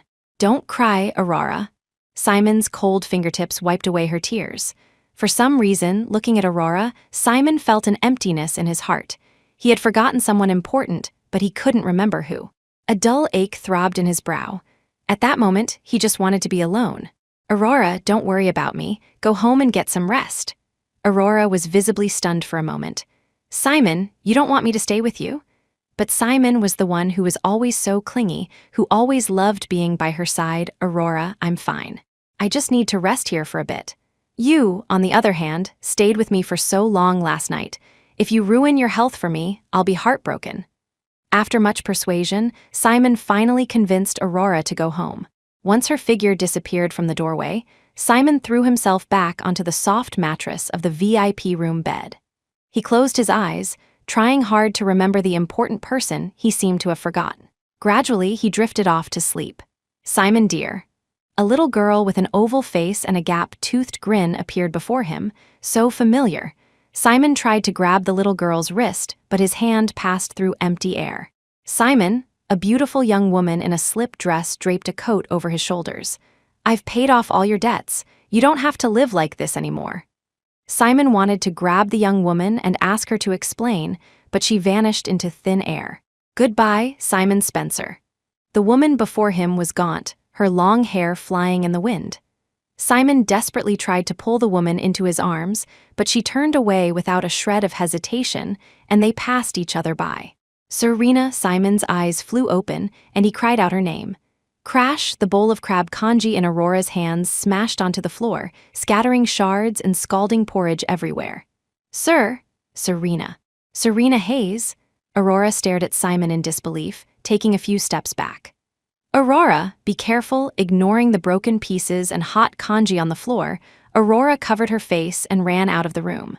Aurora, Simon frantically ripped the IV from the back of his hand and rushed out barefoot. Aurora, Simon pulled her into his arms. It's not what you think, Aurora, let me explain. Aurora's eyes were red, her voice choked with tears. Then why? Tell me why? It's not like that. Simon frantically wiped away her overflowing tears and pulled her fiercely into his embrace. It's not, Simon looked up in desperation, unable to stop the image of another woman, Serena, from flooding his mind. The cold, electronic voice once again echoed in his head. Warning, warning, control failed, control failed. Male lead has deviated from the plot. Male lead has deviated from the plot. Over the next few days, Serena and Alan visited the Colosseum, the Basilica di Santa Maria Maggiore, and the Castel Sant'Angelo. They danced with the crowds on the streets of Rome under the night sky. The bright moonlight illuminated their faces, adding a touch of romance to the cool Roman evening. Alan's hand rested on Serena's, their breaths mingling as they drew closer. Did you know? Alan looked at Serena, his blue eyes seeming even more mysterious in the dark. What? Serena felt a heat rise in her cheeks and tried to break his gaze. Here, at Castel Sant'Angelo, a runaway princess and a down-on-his-luck reporter, after being exiled and on the run, finally discovered their feelings for each other and shared an eternal kiss. Alan's warm breath drew closer, brushing against Serena's face. He gently tilted her chin, forcing her to look at him. And you? Serena couldn't help but meet Alan's loving gaze. For a moment, she wanted to let herself sink to the bottom of the sea to explore the emotions hidden beneath its surface. Just as Alan's warm lips were about to touch hers, Serena suddenly pushed him away. As Alan stared in surprise, tears streamed from Serena's eyes. She covered her face and ran, fleeing like a coward from a battle. Serena hid on a bench under the shade of a tree on the street, burying her head in her knees and sobbing. She didn't know why she couldn't face Alan's feelings for her. Perhaps she hadn't completely emerged from the shadow Simon had cast over her. Alan sat down quietly beside her, saying nothing. Silence flowed between them, with only the chirping of cicadas marking the passage of time. I'm sorry, Serena finally said in a muffled voice. Alan looked at the tear stains on her face. The one who should be sorry is me. I was too impulsive and scared you. Serena shook her head repeatedly and looked at him. There was no anger in Alan's eyes, only tenderness. No, Serena struggled to control her sobs. I was the one who said I wanted to move on, but I'm still the one trapped in the past. Seeing the fragile, beautiful girl before him, Alan couldn't help but ask, "Can I hug you?" When Serena nodded, he turned and wrapped his arms around her. Unlike the scent of cologne that clung to Simon, Alan's embrace smelled of fresh grass. What perfume are you wearing? Serena sniffled, asking in a muffled voice from within his hug. Alan let out a small laugh. I'm a doctor. I don't have the habit of wearing perfume. Is there a strange smell? No, it smells really nice, Serena murmured, burying her face in his chest. She was surprised to find that the years of pent-up grievances and frustrations seemed to be flowing out of her body with her tears. If you ever need a shoulder to cry on, I hope it's mine, Alan said softly. It's okay if you can't move on right away. As long as you don't want to be trapped in the past anymore, I'll be here to walk you through it slowly. I'll wait for you to accept me. Serena looked up from his embrace, her eyes tracing the elegant line of his jaw. Alan, will you really stay with me? Will you one day leave me, stop loving me? Alan looked down at her, his strong nose brushing against her forehead. No, he said slowly, never. Serena stared at Alan, the ocean in his eyes deep and resolute. How long had it been since someone had earnestly promised to love her for a lifetime? Serena's fingertips touched his brow. Alan, why are you so handsome? Why are your eyes blue, like an ocean? But Serena didn't say the last part out loud. Alan smiled. My mother is Chinese and my father is French. I have my father's eyes and nose, and the rest is from my mother. Then your parents must be very handsome and charming, Serena replied with a smile. If you go to meet them, they will be very happy. Serena's face was all Alan could see in his deep, sea-like eyes.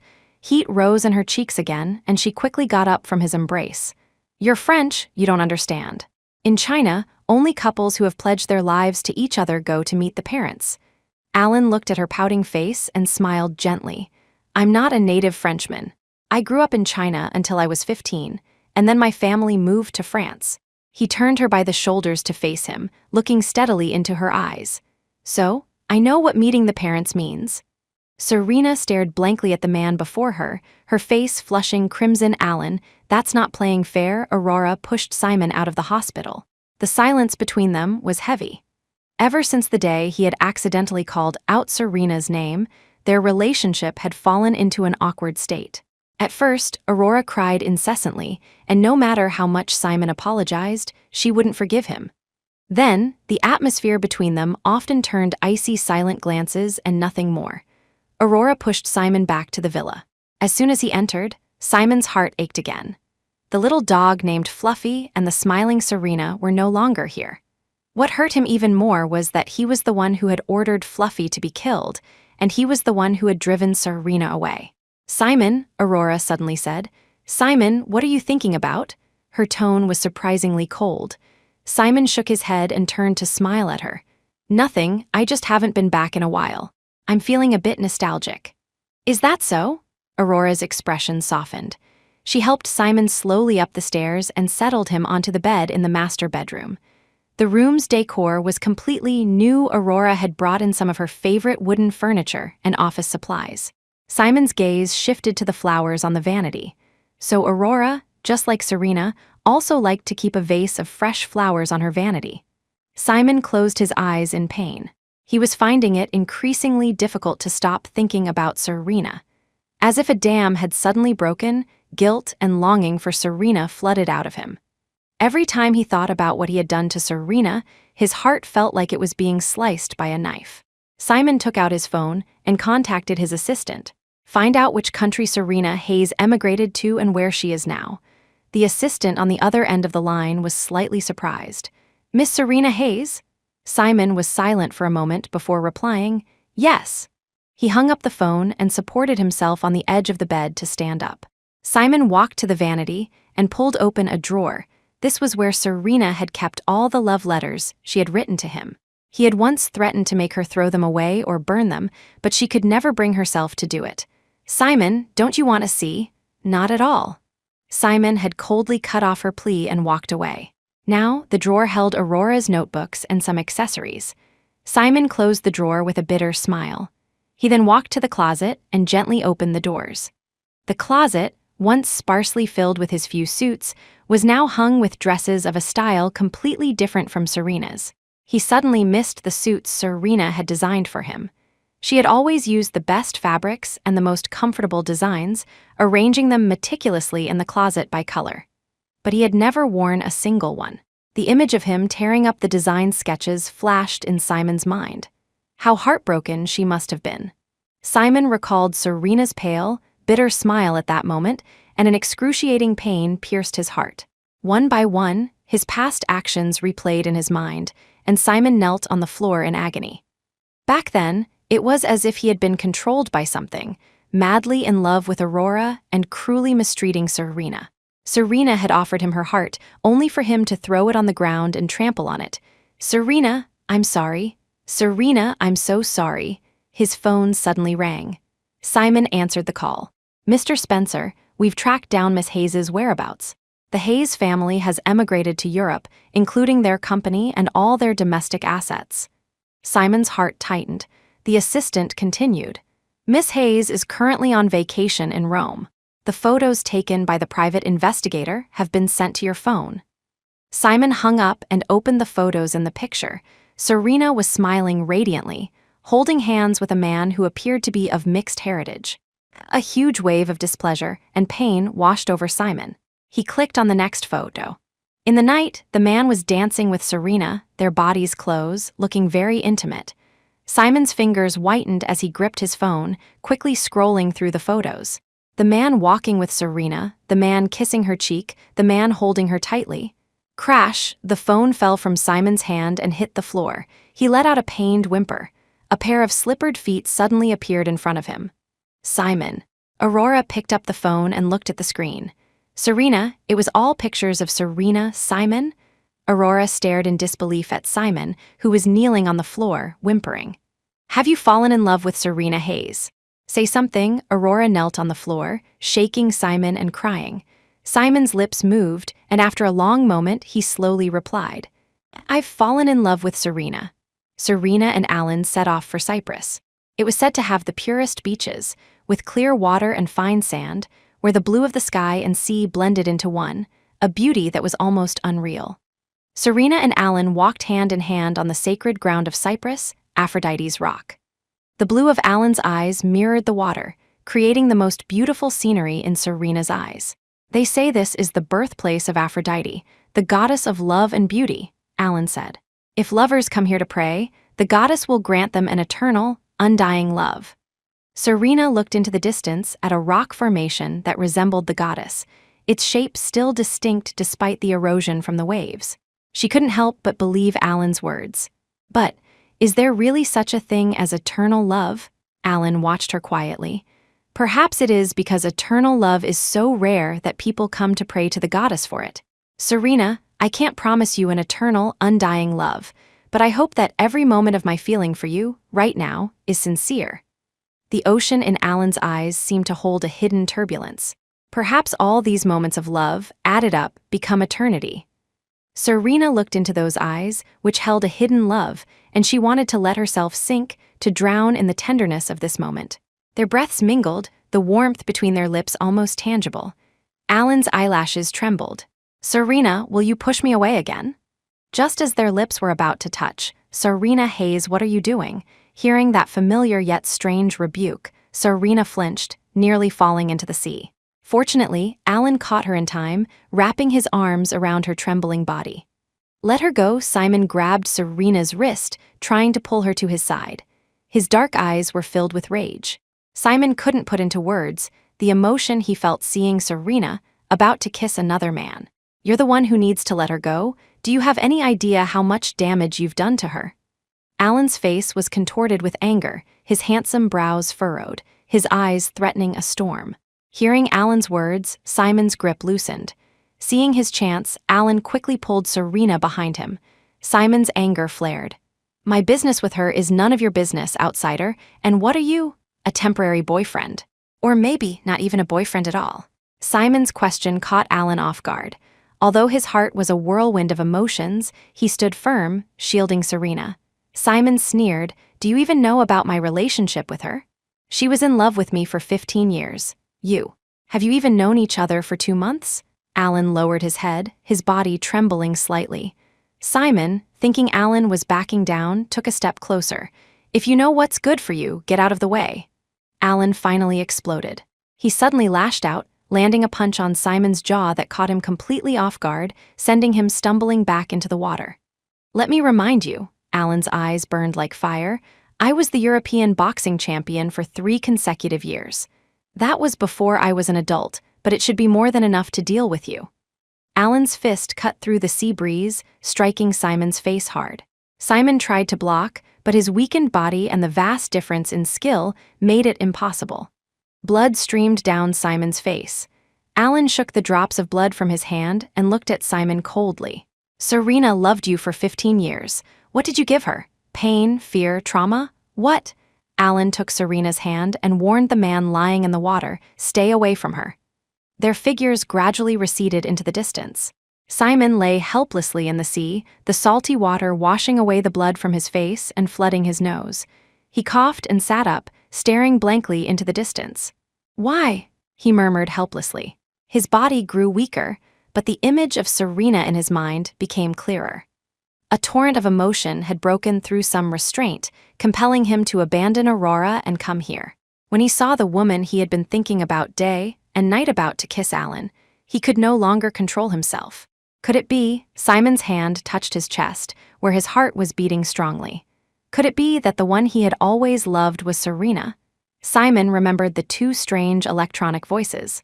Could it be that he and Aurora were the male and female leads, and that he, the male lead, had fallen for Serena, thus deviating from the original plot? Simon lowered his eyes and suddenly burst out laughing. So, everything, the bankruptcy of his family, the death of his parents, his inexplicable hatred for Serena, his love at first sight for Aurora, was it all just part of a story written by someone else? The electronic voice echoed in his head again. Male lead, you have become aware of the truth of your world. Please fulfill your duty as the male lead and return to Aurora Lowe's side. Otherwise, what? Simon narrowed his eyes, a cold smile on his face. Otherwise, you will be erased as uncorrectable data. Your body's gradual weakening is also a result of the system's regulation. Simon laughed out loud. You've bound me for so long, isn't that enough? Now you want to erase me? The system was silent for a moment. Simon Spencer, do you know why Serena Hayes, who had refused to sign for so long, suddenly did? Simon froze for a moment, then roared.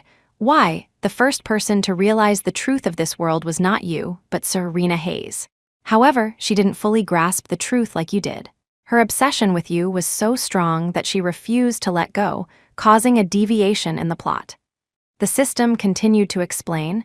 She did not leave at the designated plot point, which led to Aurora mistakenly following Serena's plot trajectory heartbroken and leaving for a foreign country. To avenge Aurora, you forced Serena's parents to commit suicide, and Serena herself was tortured to death by you. Simon's eyes turned crimson. Hearing the description of Serena's death at his hands, his heart ached violently. So I told her the correct plot trajectory in an attempt to correct the story. I never expected that the male lead you would deviate and that multiple attempts at correction would fail. The system's voice was filled with helplessness. If you return to Aurora's side, there might still be a chance to fix it. Number impossible. Venomous words escaped Simon's lips. I will not be bound by you any longer. I will have a life of my own. Simon Spencer, that's impossible, the system replied coldly. When you were created as the male lead, you were not allowed to have independent thoughts. If you continue to act recklessly, this world will continue to collapse, and eventually you too will disappear. What about Serena? Simon asked suddenly after a moment of silence. Serena Hayes will become the new female lead and live the life she chooses. Hearing this, Simon let out a breath. If that's the case, then I have even less reason to go back to Aurora. I will continue to follow my true feelings and love Serena. Seeing that persuading Simon was futile, the system said no more. Since you have made an unshakable choice, I will not appear again. With that final sentence, the system vanished. Serena, Simon clenched his fists at his sides. If that's the case, then I will confess my true feelings to you. Sitting in a small tavern by the sea, Serena and Alan sat in silence. The waiter brought out Cypriot delicacies one by one. I'm sorry for dragging you into this. Alan looked at her gently. Serena, this isn't your fault. Besides, I am indeed pursuing you right now. He poured the deep red wine into her glass. Go on, try the local wine. Serena raised her wine glass and clinked it gently with Alan's. Congratulations, Serena, on taking the first step toward a new life. Sipping the fragrant wine, Alan's smile was particularly alluring. Without you, I really don't know what I would have done. Serena looked at Alan gratefully. I had no idea you knew how to box. There's still a lot you don't know about me, Alan smiled. If you're willing to get to know me, Serena, I would be the happiest man alive. Serena's cheeks flushed, and she quickly looked away. The decor here has a real Mediterranean feel. Her voice trembled at the end. Alan stood up, leaned forward, and gently kissed her lips. I'm sorry. I wanted to finish that kiss by Aphrodite's rock. Alan smiled and sat back down, his eyes still lingering on Serena's lips. Serena's cheeks burned, and her heart pounded in her chest. The Alan before her smiled with incredible tenderness as he looked at her seriously. Miss Hayes, would you do me the honor of being my girlfriend? Serena smiled and nodded. In this moment, she was listening only to the true voice of her heart. No, a soaking wet Simon Spencer grabbed Serena's wrist, startling her so much that the wine glass in her hand fell and shattered on the floor. Alan shot to his feet, glaring at Simon in fury. Let go of her, but Simon only looked at Serena. Serena, I know everything now. My relationship with Aurora was just part of the plot. The person I've truly loved all along has always been you. Alan's angry gaze shifted to one of surprise, then to one of pity for Simon. Are you insane? Alan grabbed Simon by the collar. Simon just kept looking at Serena. Serena, the system told me everything. I'm sorry. I'll make it up to you. My feelings for Aurora were all required by the plot, but the truth is I love you too. A flicker of contempt crossed Serena's eyes. Simon Spencer, what makes you think I would still love you? Simon stared at her intently. You left me because of the plot's constraints. The system just told me it won't appear again. There's nothing standing between us anymore. Serena shook her head. I left you because I had given up all hope. She walked over to Alan and took his hand. I loved you for 15 years, and you pushed me away for 15 years. Now that I have a new life and a new love, you come running back, asking me to love you again. Seeing the color drain from Simon's face, a sarcastic glint appeared in Serena's eyes. Simon Spencer, I don't love you anymore. Please leave my life and don't come back. Seeing this, Alan released Simon. Perhaps to the old you and Serena, I was just an outsider. But now she has chosen me, and she has entered my life. I can no longer stand by. A layer of ice seemed to form in Alan's eyes. This is the last time. I'm asking you to leave. If you disturb our lives again, it won't end this simply. Alan took Serena's hand, and they walked away side by side. Simon stood frozen in place.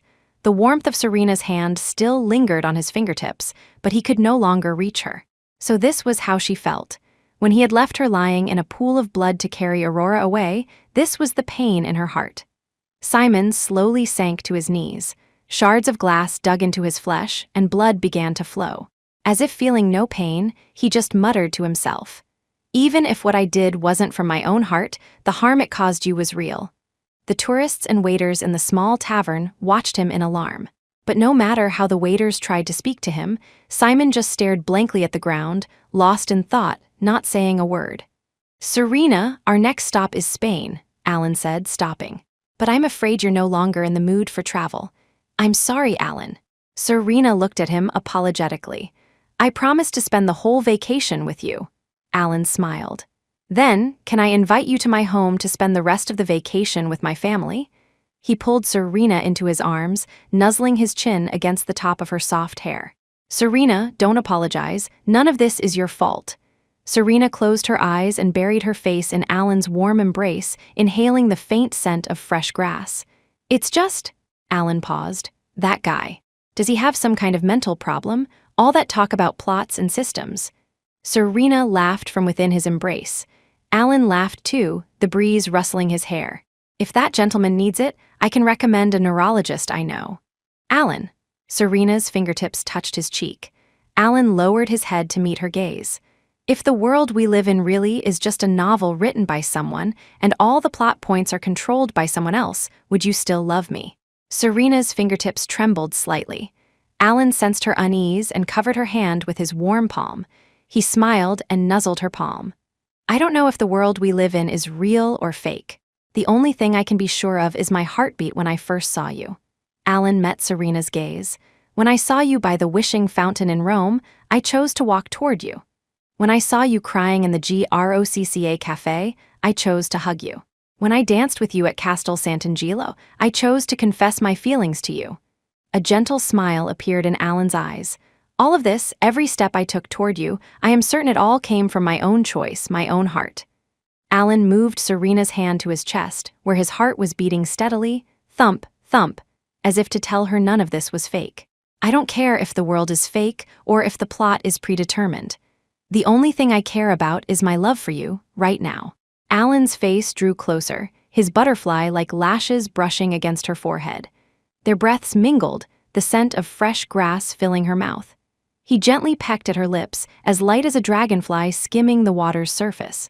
Serena didn't push him away. As if given permission, Alan suddenly cupped the back of her head and deepened the kiss. The grassy-scented saliva mingled between their lips and teeth. Alan's kiss grew more assertive, leaving Serena breathless. Then he left a soft kiss on her lips and reluctantly let her go. Serena's face was flushed as she rested against his chest, panting. I'm sorry. Alan looked at her innocently. I've never kissed anyone before. I didn't know it would make you feel this way. Serena looked up. Alan, this wasn't your first kiss, was it? The man before her smiled freely. It was. This is the first time I've ever kissed someone, and you're the first girl I've ever fallen for. Looking at him, Serena's heart pounded.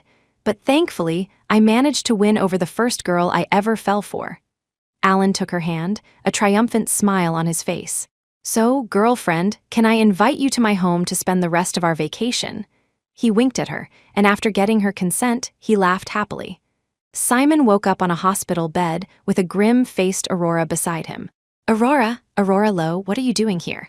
"Simon Spencer, you don't even call me Aurora anymore." Aurora looked at him sullenly from his bedside. Simon didn't know how to explain, so he just turned his head away, avoiding her gaze. "Aurora Lowe, just go. I'll transfer $5 billion to your bank account." Aurora let out a cold laugh. "You gave Serena Hayes $5 billion to leave you, and now you're giving me $5 billion to leave you?" Her laughter echoed eerily in the quiet hospital room. "Our Mr. Spencer really has nothing but money, does he?" Simon frowned. "Aurora Lowe, I've wronged you. You can't force a relationship. I can't ignore my own heart." "Simon Spencer, you're ridiculous." At some point, a sharp knife had appeared in Aurora's hand. Its blade reflected Simon's suddenly pale face. In a flash, the tip of the knife was at his neck. "Simon Spencer, I'll ask you one last time. What are you doing here?" Simon frowned. "I came to apologize to Serena." The cool blade slid gently against his neck. "Why did you leave me to come find Serena Hayes?" After a moment of silence, Simon replied, "Because I suddenly realized I don't love you. The person I love has always been Serena." Hash! The blade cut a thin line of blood on his neck. "Simon Spencer, why won't you just come back to me? The system told me everything. If you come back to me, I'll take care of you just like before. We can forget all this and go back to how things were." "Wouldn't that be nice? You know about the system?" Simon asked, surprised. Tears welled up in Aurora's eyes, but her gaze was cold. "It said you were supposed to be my male lead. We were supposed to be together forever, the happiest couple in this novel. But you broke your promise. You betrayed our commitment, and for a supporting character, you abandoned me."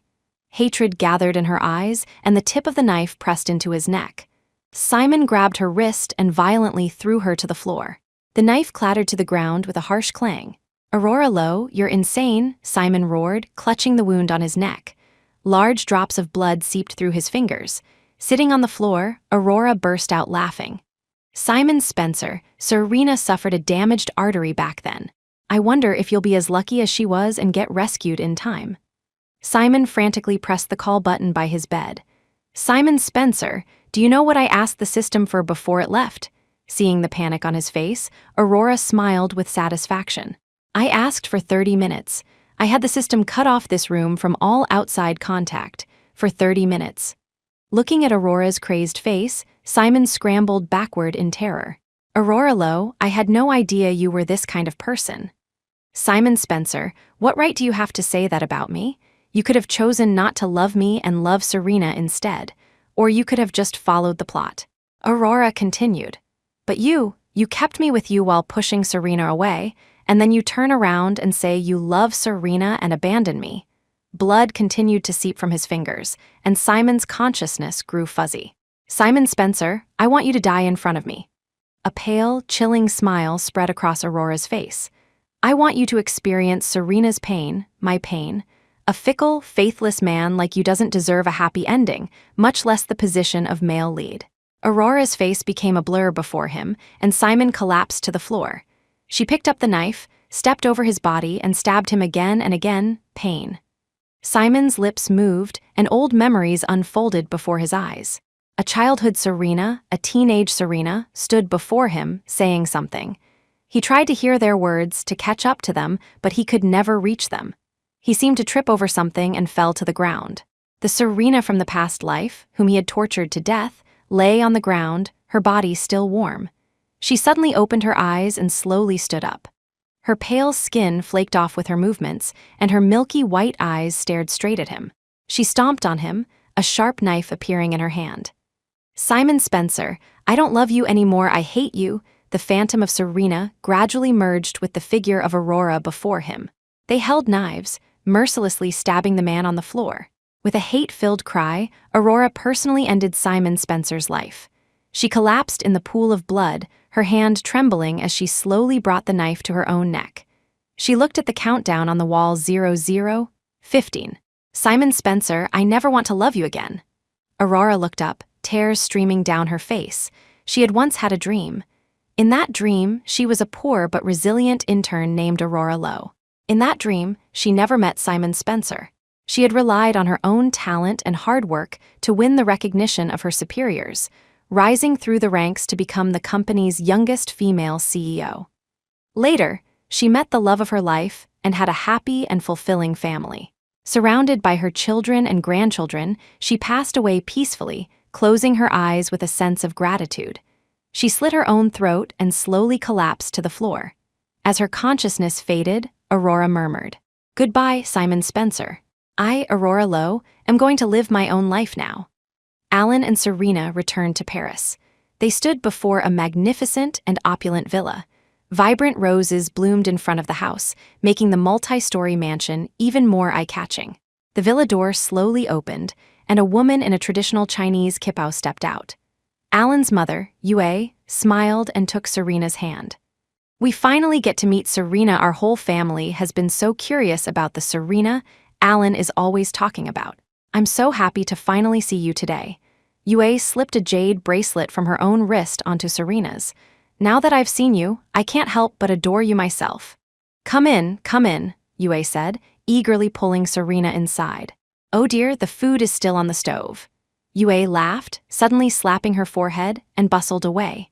A Bernese mountain dog heard the commotion and ran over, excitedly circling Serena. It then lay down obediently in front of her, placing a large paw on her shoe. Dudu sniffed Serena's fingertips repeatedly, then affectionately jumped into her arms. An adult dog's weight was more than Serena could handle, and she was knocked to the floor. Dudu, Alan, seeing this, rushed to pull the dog off, but to his surprise, Serena, still holding Dudu, began to cry. "Fluffy." Serena hadn't felt the warmth of a dog in so long, and she couldn't help but think of Fluffy. Seeing her tears, Dudu became anxious and circled her, thinking he had hurt her. Serena quickly reassured him, and he finally calmed down, licking the tears from her face. Serena laughed, begging him to stop. Alan helped her up, a helpless smile on his face. "I hope you can get used to my family, Serena." Serena smiled and hugged Alan tightly. "I love your family, they're so warm and lively." Alan's father, Jean-Luc, had come home from work early. As soon as he opened the door, he greeted Serena with an enthusiastic hug. He was a tall, handsome Frenchman with the same blue eyes as Alan. "Dinner is almost ready. Why isn't Elise back yet?" Yue asked, placing dishes on the table and glancing at the clock. "Elise is my older sister. She's a sculpture artist and has a sculpture exhibition in Paris right now, so she might be busy," Alan explained apologetically to Serena, his thumb stroking her fingers. A young woman burst into the dining room. Her eyes lit up when she saw Serena. "So you're my sister-in-law, you're so beautiful." Before Serena could react, Alan gently tapped his sister's hand. "Sis, please don't scare my girlfriend." Elise put her hands on her hips and poked Alan's forehead. "You're the one who shouldn't be interfering with me bonding with my sister-in-law." Watching the boisterous family bicker, Serena's heart felt full. Worried that Serena might not be used to French food, Yue had specially prepared a table full of Chinese dishes. Jean-Luc, eating the Chinese food his wife had made, exclaimed, "Serena, I'm so glad you're here. I haven't had little Yue's homemade Chinese food in so long. I've missed it so much." Elise was busy filling her plate. "I haven't had Chinese food in ages. I've been craving it for so long." Beside her, Alan smiled at Serena. "Are they being a bit dramatic?" Serena shook her head. "This is probably what I've always imagined a home should be like." The family happily enjoyed the dinner Yue had cooked. After dinner, Elise turned on the TV in the living room. Yesterday, the bodies of a man and a woman were discovered in room 1309 of the Paris Public Hospital. According to the preliminary report from the Paris Police Forensics Department, the murder weapon was a sharp knife found at the scene. Elise turned off the TV, muttering, "The crime rate in Paris lately is really worrying." "What's wrong?" Alan asked, walking over with Serena and looking at Elise's troubled expression. Elise sighed. "Nothing, just that 2 Chinese bodies were found at the Paris Public Hospital.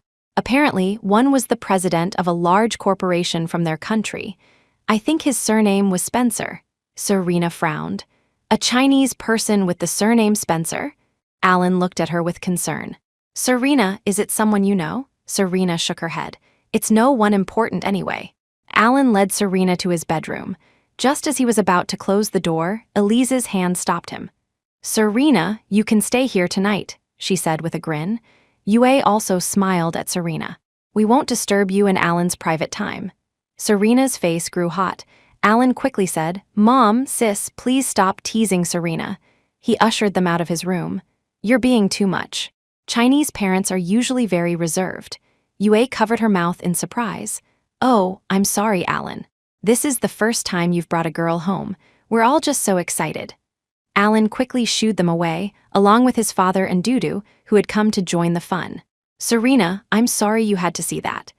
Alan gently closed the door and walked over to hug Serena, who was sitting in a chair. "Not at all. I really like your parents and your sister." Alan buried his face in her neck and said in a muffled voice, "And what about me?" Serena's hand rested on his soft hair. "Of course I like you too."